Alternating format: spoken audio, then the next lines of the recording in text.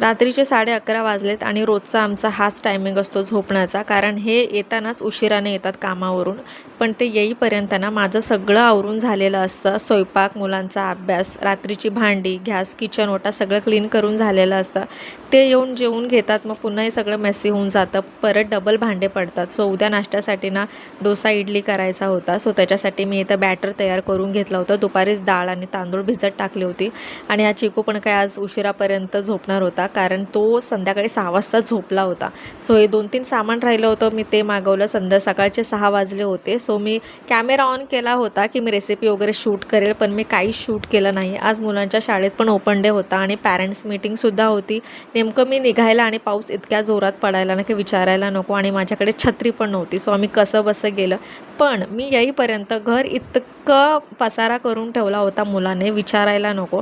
So अगोदर मी ते पूर्ण क्लीन करून घेतलं आहे. बेडशीट व्यवस्थित आथरली वगैरे. त्याच्यानंतर हा मी येताना भोपळा आणला होता. हा सांबारमध्ये टाकण्यासाठी उद्या मी बनवेन. सो मी नक्की शेअर करेन, कारण भोपळा ना छान लागतो सांबारमध्ये. सो मी तो आणला आणि पुन्हा एकदा हॉल वगैरे क्लीन करून घेतला. संध्याकाळचे ना 6 वाजलेत आता. आणि असा काय माझा दिवस गेला. सो आवडला तर नक्की सबस्क्राईब